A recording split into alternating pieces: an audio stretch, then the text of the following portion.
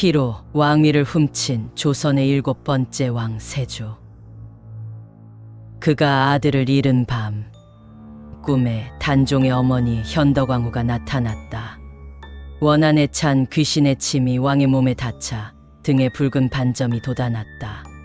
그것은 단순한 병이 아니었다. 고통에 미친 왕은 현덕왕후의 시신을 파헤쳤고 하늘은 천둥과 폭우로 맞섰다. 왕은 문수보살을 칭견했으나 죄의 낙인은 지워지지 않고 핏빛 종기 하나로 응축되었다. 자매의 기도로도 씻지 못한 피의 낙인. 왕이 죽인 자들의 원혼이 꼽힌 가장 끔찍한 최후의 기록이 지금 시작됩니다. 세조의 몸에 핀 붉은 꽃. 세조의 시대가 핏물 위에서 조용히 막을 내리고 있었습니다. 조선의 7번째 군주 세조는 권력의 정점에서 모든 것을 가졌으나 마지막 순간까지 죄책감과 극심한 고통 속에서 신음해야 했습니다. 공식적인 역사 기록은 왕의 병을 종기와 풍습병이라 담담하게 적어 놓았지만 궁궐의 가장 깊은 곳, 그림자가 닿는 곳에서는 다른 이야기가 끈질기게 떠돌았으니 그것은 바로 왕이 지고 가야 할 업보에 대한 소름 끼치는 이야기였습니다. 어둠이 짙게 내린 1468년, 세조는 침상 위에 갇힌 채 뜨거운 열기에 몸부림쳤습니다. 그의 옥체, 그가 그토록 신성하게 여겼던 왕의 몸은 이미 온전치 못했습니다. 전신, 특히 등과 팔다리에는 셀 수 없이 많은 붉은 반점과 고름 주머니가 독버섯처럼 돋아나 있었습니다. 이 기이한 병은 낫는 듯하면 더욱 지독하게 터져나와 피고름을 쏟아냈습니다. 매일 아침 왕의 잠옷 적삼은 진물과 함께 핏빛으로 물들어 있었고 이 끔찍한 악취는 어떤 향으로도 가릴 수 없었습니다. 신하들은 하늘이 내린 재앙이라며 백방으로 약재를 구하고 기도를 올렸지만 궁궐의 사람들은 왕의 병이 단순한 질병이 아님을 직감했습니다. 그들은 붉은 반점 하나하나가 왕위에 오르기 위해 흘렸던 단종과 사육신, 그리고 그들의 가족들의 피눈물이 맺힌 붉은 꽃이라고 속삭였습니다.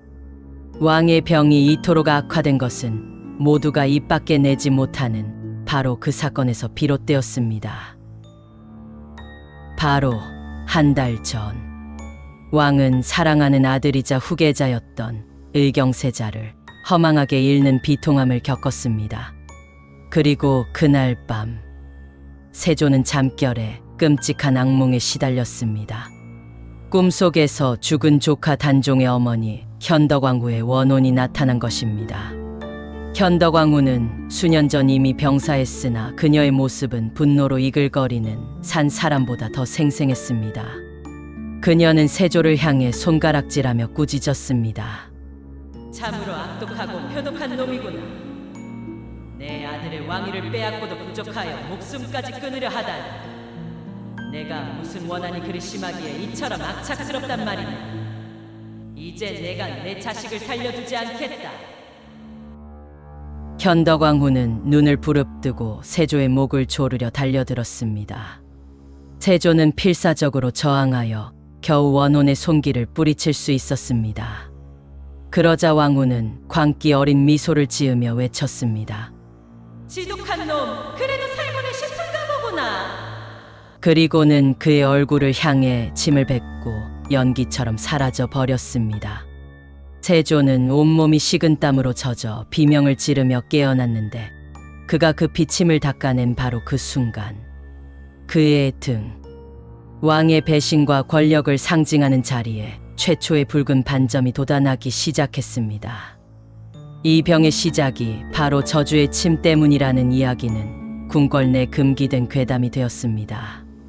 아들을 잃고 기이한 병에 시달리게 된 세조의 광기는 점점 걷잡을 수 없었습니다. 왕은 자신의 병과 아들의 죽음이 모두 현덕왕후의 원혼 때문이라 확신했습니다. 결국 왕은 조선 역사상 그 누구도 감히 시도조차 하지 못했던 잔혹한 명령을 내렸습니다. 현덕왕후, 내가 나의 아들을 데려갔다. 나의 세자를. 그 죄를 용서치 않겠다. 여봐라. 소릉을 파헤쳐 관을 꺼내고 부관 참시하라. 이 극악한 명령은 왕위를 지키기 위한 정치적 광기를 넘어선 이미 미쳐버린 왕의 복수였습니다. 끔찍한 명령을 받은 군사들은 현덕왕후의 무덤인 소릉에 도착했고 그곳에서 영겁의 공포를 경험해야 했습니다. 밤새도록 능 주변에서는 여인의 흐느끼는 듯한 울음소리가 멈추지 않았고 군사들은 두려움에 떨며 삽질을 멈추기 일쑤였습니다. 마침내 관이 모습을 드러냈을 때 수십 명이 달라붙어도 관이 꿈쩍도 하지 않았습니다. 마치 관 안에 수백 명, 수천 명의 억울한 혼령이 굳어버린 듯 관은 엄청나게 무거웠습니다. 군사들은 간신히 관을 파헤쳤으나 관에서는 형언할 수 없는 악취가 풍겨나왔습니다. 도끼로 찍어 내 눈앞에서 그 더러운 것을 조각내라. 세조는 이 광경을 보고받으며 더욱 분노했습니다. 군사들이 도끼를 들어 올리는 바로 그 순간 관이 스스로 진동하며 미세하게 움직이기 시작했습니다. 마치 관 속의 무언가가 격렬하게 저항하는 듯 했습니다. 두려움에 질린 군사들은 겨우 관을 끌어내어 불태우려 했지만 하늘에서 갑자기 천둥번개와 함께 폭우가 쏟아져 불이 붙지 않았습니다. 불길이 솟아오르려 할 때마다 빗줄기는 더욱 거세졌고 마치 하늘이 이 끔찍한 행위를 막으려는 듯 했습니다. 결국 관은 강물에 버려졌으나 강물에 던져진 관은 가라앉지 않고 둥둥 떠내려가 이름 모를 나루터에 닿았다는 전설이 이어집니다. 이 극도의 잔혹한 부관 참시 이후 세조의 피부병은 극심하게 악화되었습니다.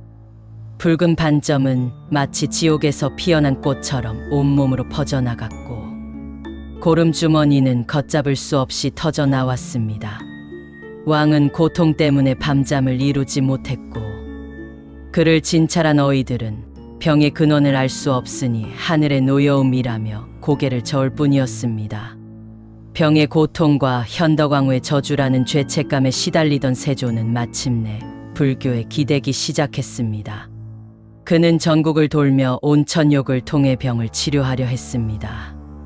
실록에는 세조 9년부터 수차례 온양등지의 온천에 행차한 것으로 기록되어 있다.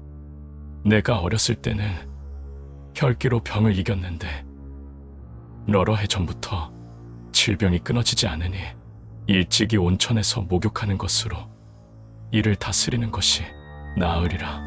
이는 그의 병이 쉽게 낫지 않는 고질적인 통증이었음을 방증합니다. 그러나 약과 온천 모두 효험이 없자 세조는 마지막 희망으로 강원도 오대산 상원사에 가서 100일 기도를 올렸습니다. 문수보살의 성지에 자신의 죄를 고하며 용서를 빌었던 것입니다. 기도를 마친 후 세조는 상원사 계곡 깊은 곳에서 홀로 목욕을 했습니다. 고름과 진물이 흐르는 몸을 씻고 있을 때 갑자기 어디선가 한 동자승이 나타나 공손히 등을 밀어주었습니다. 상감마마, 소승이 마마의 등을 시원하게 밀어드리겠습니다. 동자승은 기꺼이 세조의 등을 밀었고 세조는 수치심을 잊을 만큼 시원함을 느꼈습니다. 등을 다 밀자 세조는 다시 왕의 위엄을 되찾으려 했습니다. 그는 동자승에게 엄히 명했습니다. 고맙구나. 하지만 너는 나가서 임금의 옥체를 씻어주었다는 말을 절대로 발설하지 말라. 왕의 수치스러운 모습이 만천하에 알려지는 것을 원치 않는다. 동자승은 자리에서 일어나 세조에게 마지막 인사를 올렸습니다. 그의 맑은 미소는 변함이 없었지만 입에서 나온 말은 왕의 심장을 얼어붙게 만들었습니다.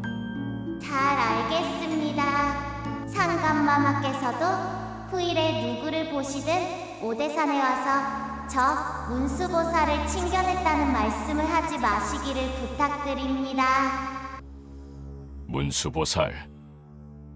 세조가 깜짝 놀라 뒤를 돌아보는 순간 동자승은 연기처럼 사라져 버렸습니다. 왕은 자신이 문수보살의 현신을 직접 칭견했음을 깨닫고 황급히 자신의 몸을 내려다보았습니다. 놀랍게도 피부의 붉은 반점과 고름은 깨끗하게 사라져 있었습니다. 문수보살의 이적이었습니다.